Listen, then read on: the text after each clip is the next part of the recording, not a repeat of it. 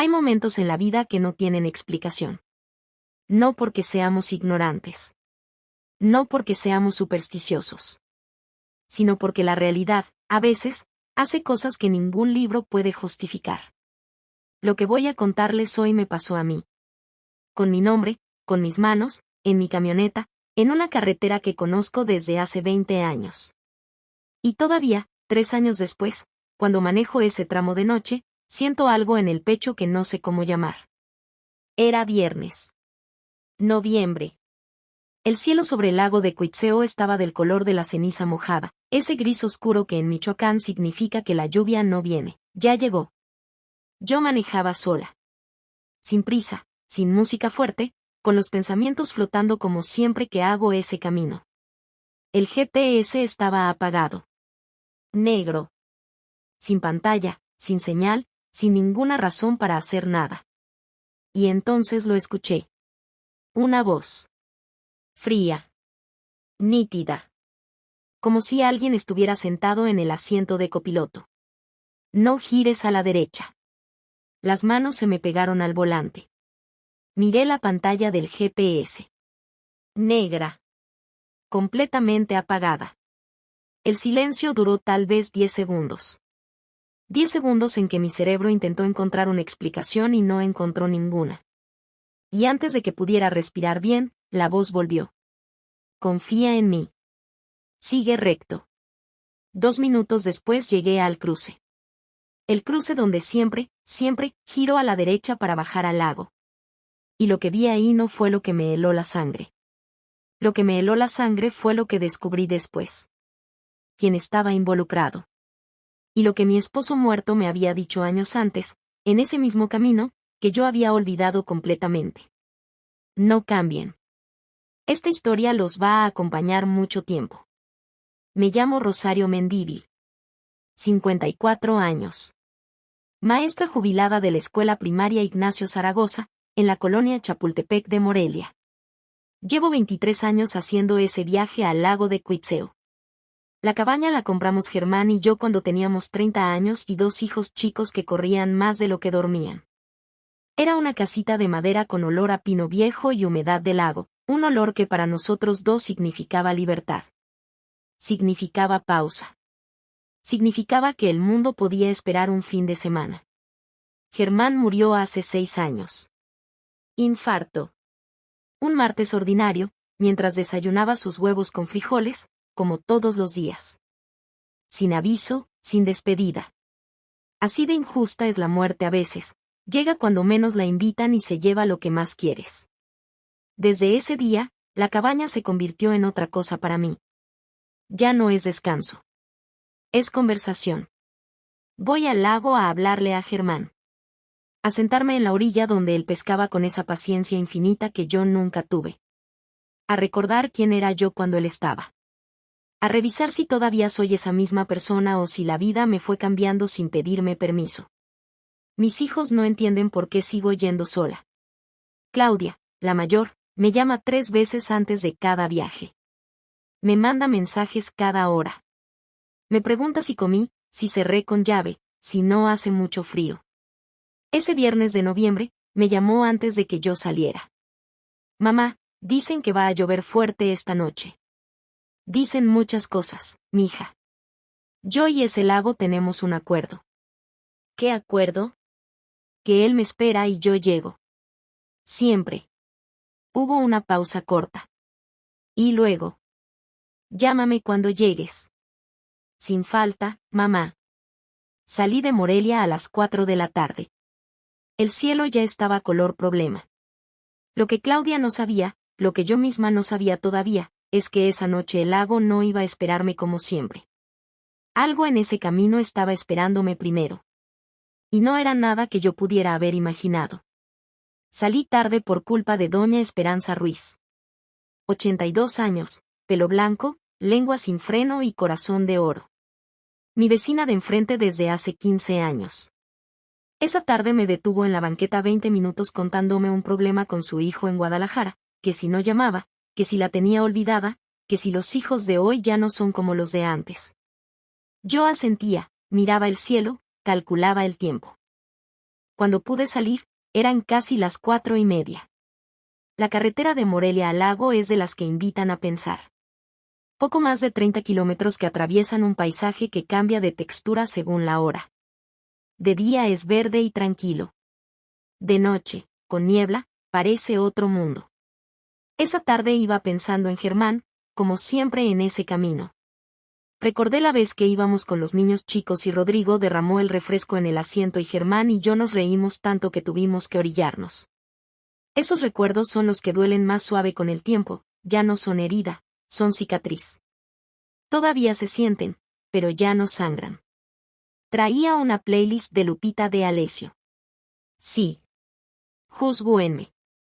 Pero hay canciones de Lupita que le hablan directo al pecho de una mujer de 50 años que ha enterrado demasiado. A la altura de San Marcos Tlapazola, el viento empezó a mover los árboles con fuerza. Y fue ahí donde lo vi. Un carro estacionado a la orilla de la carretera. Sin luces. Las 4 puertas abiertas de par en par, como si la gente hubiera salido corriendo de repente. Nadie alrededor. Solo el carro ahí, quieto, con la oscuridad entrando por las puertas abiertas. Me ericé. Seguí manejando. Pero algo en ese carro se me quedó pegado en la mente como una astilla. 10 minutos después, la música se cortó sola.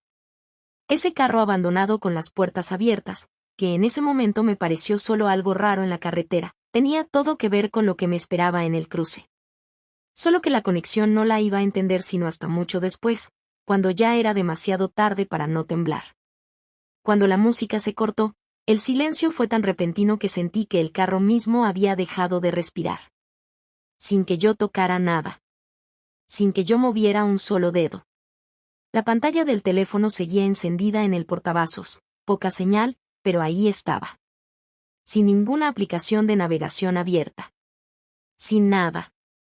El GPS, en el soporte del parabrisas, completamente negro. Sin energía, sin pantalla, sin nada.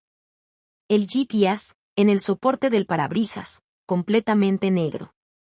Sin energía, sin pantalla, sin nada.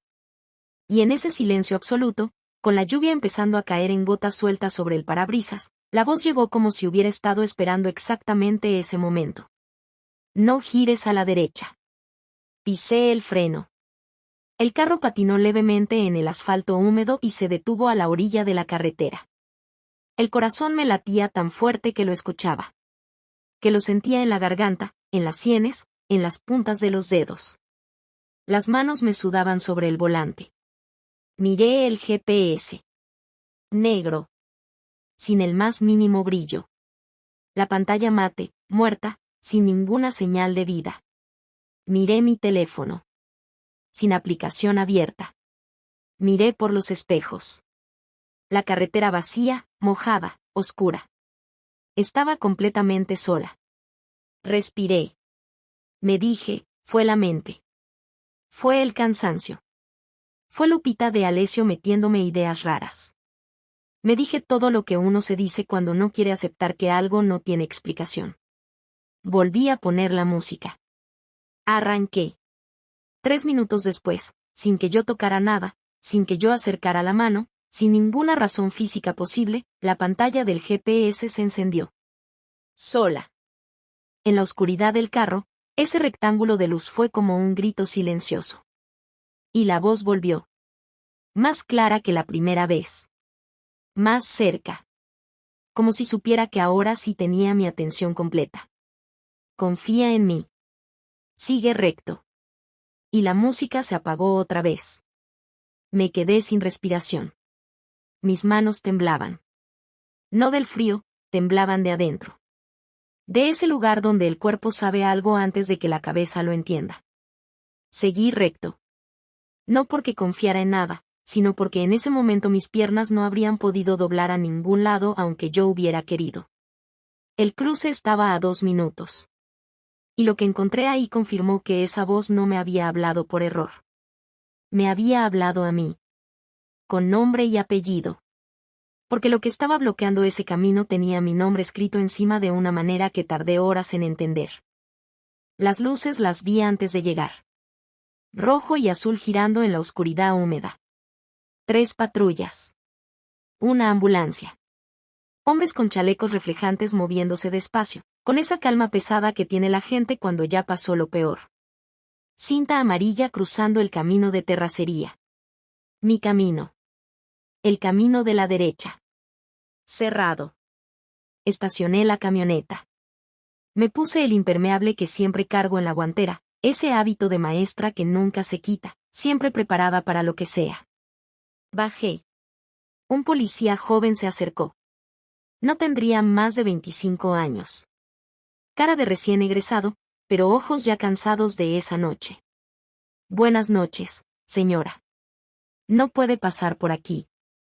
Hay un accidente. ¿Qué pasó? Volcadura. Hace como una hora. Un vehículo perdió el control en la primera curva, cerca del lago. El camino está bloqueado y hay lodo. Hizo una pausa, me miró diferente. ¿Venía usted a pasar por ahí? Sí. Esa es la entrada a mi cabaña. El policía, leí en su gafete, agente Fermín Valdés, asintió despacio. Qué bueno que no venía más rápido, señora. La curva está cubierta de lodo. No se ve hasta que ya estás encima. El vehículo accidentado quedó atravesado en el camino. Si alguien hubiera llegado sin saber. No terminó la frase. No hizo falta. Porque en ese momento mis ojos encontraron el carro volcado a unos 50 metros. Y lo que vi me quitó el aire de los pulmones de un solo golpe. Un Tsuru blanco. Viejo. Con una calcomanía en la defensa trasera. Una Virgen de Guadalupe rodeada de flores amarillas. Idéntica, absolutamente idéntica, a la que tenía el carro de la hija de mi vecina. En ese momento todavía no sabía con certeza si era su carro. Pero algo en mi estómago ya lo sabía. Y si era su carro, si era quien yo pensaba, entonces la voz en mi GPS no solo me había salvado a mí. Me había salvado a mí para que yo pudiera salvarla a ella. ¿El carro, quién venía? Le pregunté al agente Valdés, y mi voz sonó más pequeña de lo que quería. Una joven. Ya fue trasladada al Hospital General de Morelia. Estaba consciente cuando llegamos, gracias a Dios. Fractura en el brazo, golpes en el pecho. Grave pero estable. Karina. ¿Karina Estrada? El agente me miró diferente. ¿La conoce, señora? Es mi vecina. La hija de mi vecina de enfrente. Valdés sacó su libreta. Me pidió mi nombre completo, mi teléfono, si tenía contacto con la familia. Marqué el número de doña Esperanza Ruiz con los dedos temblando, parada en la lluvia, con las luces de las patrullas pintándome la cara de rojo y azul. Contestó al segundo timbrazo. Rosario, ¿cómo estás, hija? Esperanza, no supe cómo empezar. No hay manera suave de decir estas cosas. Esperanza, estoy en la carretera al lago. Hubo un accidente. Karina. El llanto que soltó esa mujer se mezcló con el viento y la lluvia de una manera que no voy a olvidar mientras viva. ¡Ay, Dios mío! Yo le dije que no fuera, Rosario. Yo le dije. ¿Que no fuera a dónde? A buscar a ese muchacho. Ese sinvergüenza que la tiene vuelta loca desde hace 2 años. Me tomó varios minutos calmarla. Cuando pudo hablar con coherencia, me contó todo. Karina llevaba 2 años saliendo con un joven llamado Héctor Domínguez. Originario de Chucándiro. Doña Esperanza nunca lo había querido, decía que tenía ojos de mentira, de esos hombres que sonríen siempre pero no dicen la verdad nunca. Esa tarde habían peleado por teléfono. Fuerte. Doña Esperanza escuchó a Karina llorando encerrada en su cuarto. 2 horas después, Karina salió sin decir a dónde iba, con cara, dijo su mamá, de ir a hacer una tontería. Karina iba a la cabaña de Héctor. Propiedad del padre de él. A orillas del lago. Sobre el mismo camino de terracería que yo tomo para llegar a la mía. El mismo camino que la voz me ordenó no tomar. Y entonces entendí algo que me sacudió de adentro hacia afuera. Si yo no me hubiera detenido a escuchar a Doña Esperanza esa tarde. Si hubiera salido a tiempo. Si hubiera llegado 20 minutos antes. Habría estado en ese camino oscuro exactamente cuando Karina perdió el control en la curva. Exactamente. El carro de Karina volcado en la oscuridad. Yo llegando sin ver. Sin saber. El choque habría sido inevitable. Eso ya era demasiado para procesar parada en la lluvia. Pero lo más perturbador todavía no había llegado. Porque al día siguiente, cuando llevé el GPS al taller, el técnico me dijo algo que hizo que todo lo que creía saber sobre lo posible y lo imposible se derrumbara en silencio. Dan Aurelio Campos tiene 70 años y lleva 50 arreglando carros en su taller de la colonia Félix Sireta. Es de esos hombres que ya vieron tanto que casi nada los sorprende. Manos grandes, manchadas de aceite que ya no sale del todo. Voz lenta, de hombre que piensa antes de hablar. El tipo de persona a quien uno le cuenta algo raro y no se ríe, solo escucha, y luego piensa. Llegué al taller el sábado por la tarde con el GPS en la mano y la historia completa en la cabeza. Se la conté sin omitir nada. El GPS apagado. La voz. El segundo encendido. El cruce. Karina. Dan Aurelio me escuchó con los brazos cruzados, sin interrumpirme una sola vez. Cuando terminé, se quedó callado casi medio minuto. Esa clase de silencio que no es vacío, es lleno de cosas que se están acomodando. ¿La pantalla estaba completamente negra cuando habló la primera vez? Completamente. ¿Y cuando se encendió solo, cuánto tiempo estuvo encendido? Lo suficiente para hablar. Después se apagó solo otra vez. Asintió. Se metió al taller. Conectó el GPS a su equipo de diagnóstico, una caja negra llena de cables que usa para los sistemas eléctricos de los carros. Estuvo adentro casi 40 minutos. Yo esperé en una silla de plástico naranja tomando un café de termo que me ofreció su ayudante, un muchacho callado de unos 16 años. El café sabía a cartón y a leche vieja. Nunca un café me supo tan bien. Cuando salió don Aurelio, traía una cara que no era de mecánico. Era de hombre al que algo le estaba costando decir. Se sentó frente a mí. Puso el GPS sobre la mesita entre los dos.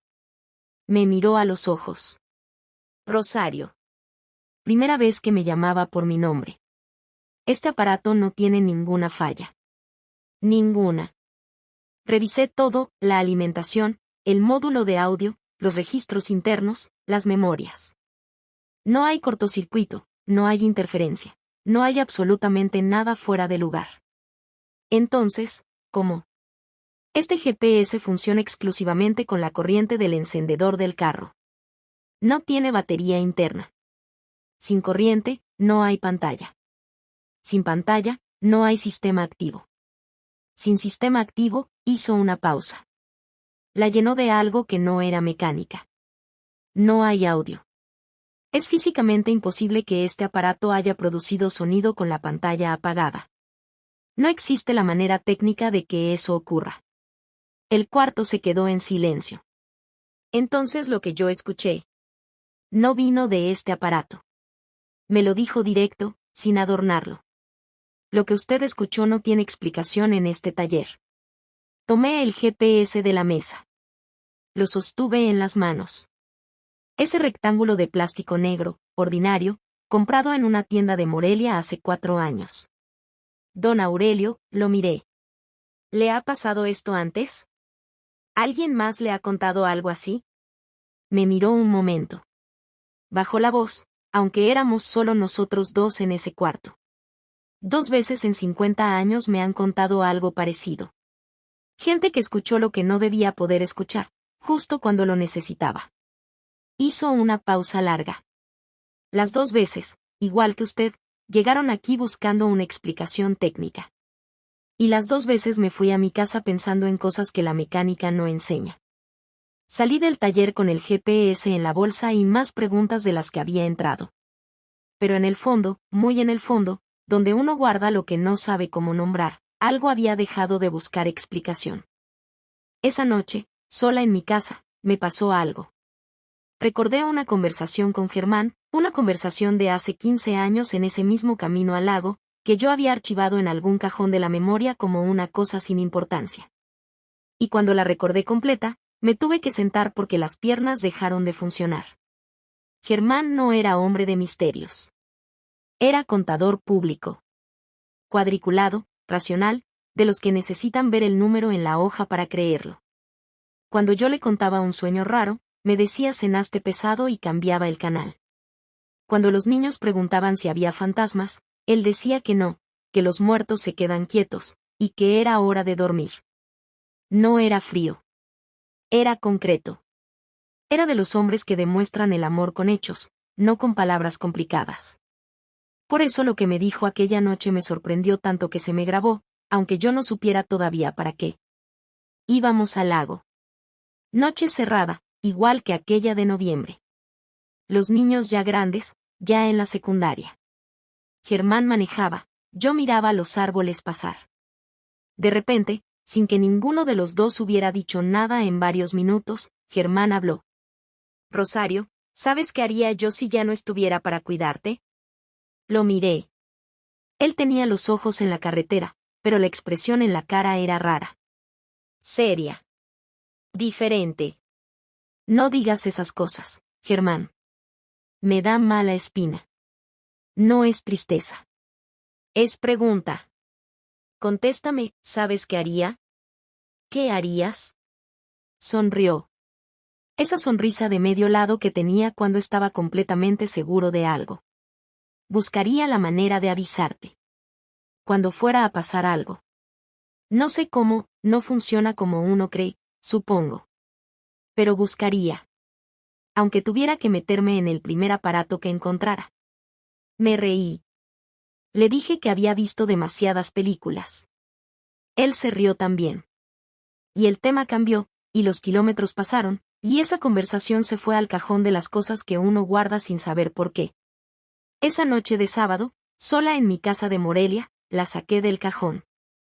El primer aparato que encontrara. Me quedé inmóvil en el sillón. El corazón latía despacio. Pesado. Como cuando uno entiende algo que no quería entender del todo porque entenderlo lo hace demasiado real.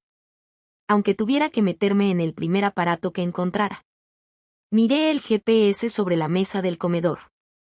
Ese rectángulo negro, ordinario, comprado en una tienda de Morelia hace 4 años. El primero que encontrara. No sé si lo que voy a contarles a continuación los va a convencer de algo. No es mi intención convencer a nadie de nada. Solo sé lo que pasó 3 semanas después, cuando volví al lago por primera vez desde esa noche. Y lo que pasó en ese cruce, en ese mismo cruce, fue la última pieza de todo. Karina Estrada salió del Hospital General de Morelia 12 días después del accidente.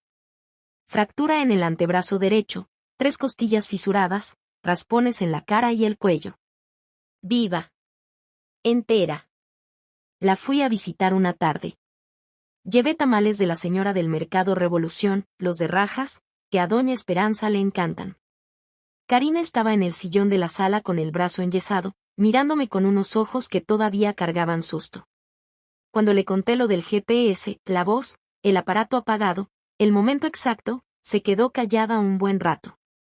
¿Usted venía por ese camino esa noche? Me preguntó. Sí. Siempre voy por ahí. Se le llenaron los ojos de agua. Si usted hubiera llegado antes. Lo sé. No dijimos más. No hacía falta. 3 semanas después de aquella noche de noviembre, volví al lago. Era un sábado de mañana. Cielo limpio, olor a tierra mojada, ese silencio del lago que es distinto al silencio de la ciudad, más lleno, más vivo. Manejé el tramo de carretera sin música. Solo el ruido del motor y los árboles. Cuando llegué al cruce, reduje la velocidad hasta casi detenerme. La cinta amarilla ya no estaba. El camino de terracería limpio, normal, como si nada hubiera pasado ahí. Solo la tierra un poco más removida en la curva. El primer aparato que encontrara. Me quedé inmóvil en el sillón. El corazón latía despacio. Pesado. Como cuando uno entiende algo que no quería entender del todo porque entenderlo lo hace demasiado real. Aunque tuviera que meterme en el primer aparato que encontrara. Miré el GPS sobre la mesa del comedor. Ese rectángulo negro, ordinario, comprado en una tienda de Morelia hace 4 años. El primero que encontrara. No sé si lo que voy a contarles a continuación los va a convencer de algo. No es mi intención convencer a nadie de nada. Solo sé lo que pasó 3 semanas después, cuando volví al lago por primera vez desde esa noche. Y lo que pasó en ese cruce, en ese mismo cruce, fue la última pieza de todo. Karina Estrada salió del Hospital General de Morelia 12 días después del accidente. Fractura en el antebrazo derecho, 3 costillas fisuradas, raspones en la cara y el cuello. Viva. Entera. La fui a visitar una tarde. Llevé tamales de la señora del Mercado Revolución, los de rajas, que a doña Esperanza le encantan. Karina estaba en el sillón de la sala con el brazo enyesado, mirándome con unos ojos que todavía cargaban susto. Cuando le conté lo del GPS, la voz, el aparato apagado, el momento exacto, se quedó callada un buen rato.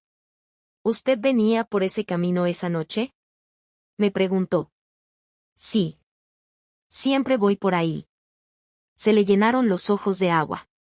Si usted hubiera llegado antes. Lo sé. No dijimos más. No hacía falta. 3 semanas después de aquella noche de noviembre, volví al lago. Era un sábado de mañana. Cielo limpio, olor a tierra mojada, ese silencio del lago que es distinto al silencio de la ciudad, más lleno, más vivo. Manejé el tramo de carretera sin música.